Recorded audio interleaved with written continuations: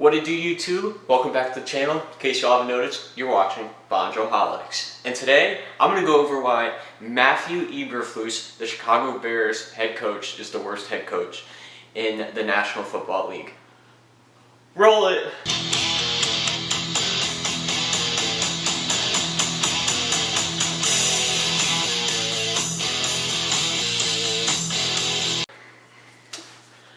Alright, so week 3 just finished up, and the same shit from Eberflus happened again, as it happens every single week. Dude can't manage a game at all. I'm starting to think a newborn baby can manage a game better. This loss this week was on him and Caleb Williams with his 3 turnovers, one in a crucial situation at the end of the game, but that's a whole other topic. But Eberflus could not game manage at all this game. At all. I don't know why. I don't know how he continues to be this bad at game managing. So Eberflus came in as head coach. He's been head coach. He's 2 seasons and 2 games. I want him fired after the first season. I couldn't stand him. He can't develop quarterbacks. He is just bad all around. The only thing he's good at is calling defense, making the defense look good. But that's a defense coordinator. That's not head coach worthy. There's a difference. There's a reason. I would take him as defense coordinator, but as a head coach, he's the worst. So let's look at record here. So his record as the Bears head coach is 11-25. 7-9 last season, which buffed that, but he's 11-25 as head coach, who's had one of the best defenses for at least half his tenure, and he's 11-25. Now, the main reason for that is he can't develop quarterbacks. So the offense will continuously look bad because he cannot develop quarterbacks at all. And a lot of those losses are actually on his game management skills. As for instance, this game against the Colts, I pull it up for you right here. So as you guys can see here, right? It's 3rd and 14, or well, not 3rd and 14. It is first and goal, and God, I should have brain fart. It is 1st and goal, and Caleb throws a touchdown to run, right? Well, this is where it gets interesting. So he's going to send out the field goal unit to kick an extra point, which is good. Your offense just moved well out of the field. Get it 10-14 with 8:21 left. That's plenty of time to get the ball back, go score down the touchdown. All right, going to go send out the field goal unit. Wrong.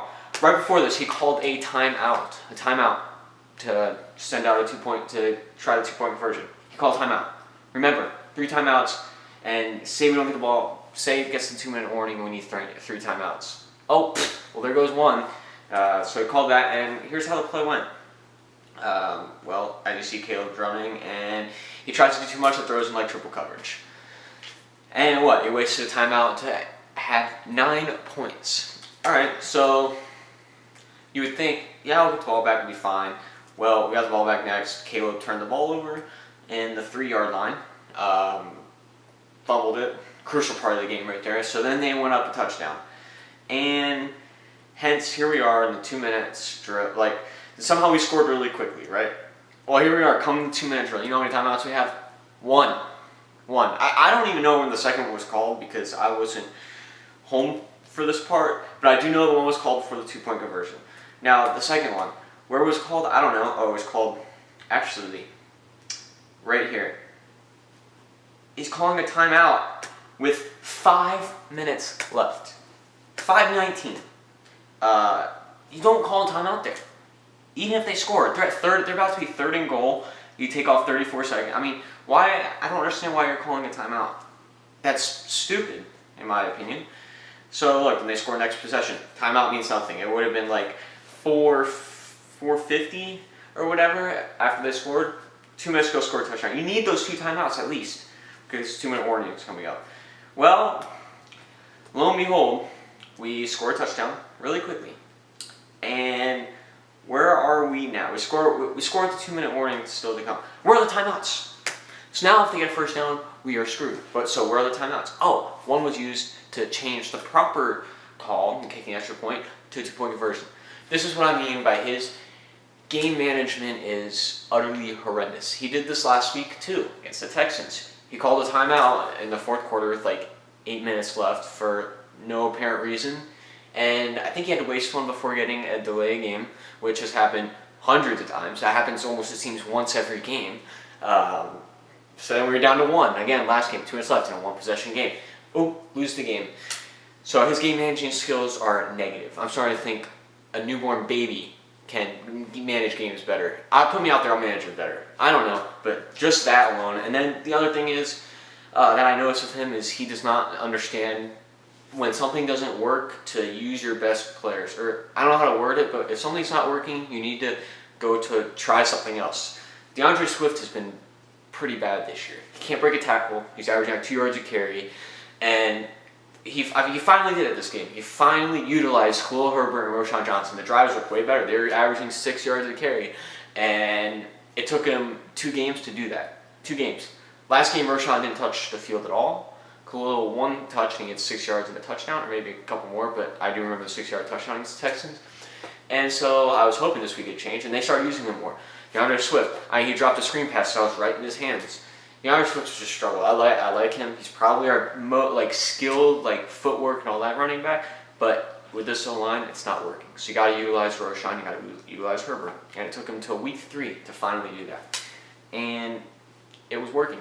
It was working, and yeah, I think those 2 things alone are main things when it comes to head coaching. If you can't game manage a game and you don't know your personnel, and when something's not working, to try something else, you need to go. And he also, I don't know if it's him hiring offense coordinators, but my dude cannot hire offense coordinators worth shit. First it was Getsy, horrible. We all know how that one went. Now it's Shane Waldron, and Shane might be just as bad. He called a fourth and goal. Well, he called 3 runs to begin with. When we got stopped. This was in the first quarter, I think. I'm going to pull it up really quick. Alright, so here we are. 2-minute warning coming out of it, and we are inside the 4-yard line. Keep in mind, Caleb just drove us down the field. I'll give him this. It was a solid drive. It was probably his best drive of the year so far. And 1 run, Herbert. Oh, get it down to the 2. Okay. In my eyes, I would run again because, I got half of it. So, comes another one. Oh, get down to the 1. Right here is where I, as offensive coordinator or coach, would call a QB sneak or a simple quick pass, either one. Since they're stopping the run. All right, so here's Waldron. He is going to call another run. It gets stuffed. It loses it doesn't lose yards because you fought back to line of scrimmage. All right, so go for it. You think they'd call something logical on 4th and goal? Well, this is where, so we did a speed option in the NFL. And we lose 12 yards. 12. I don't think I've ever seen that on 4th and goal from the 1-yard line. That is pretty bad.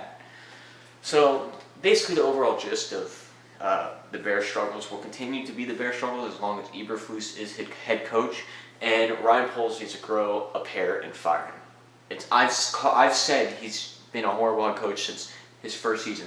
Granted, it was his first season. He was 3-13 or whatever. I've said since then he's been bad, and he just proves it game and again and again with his horrible game management.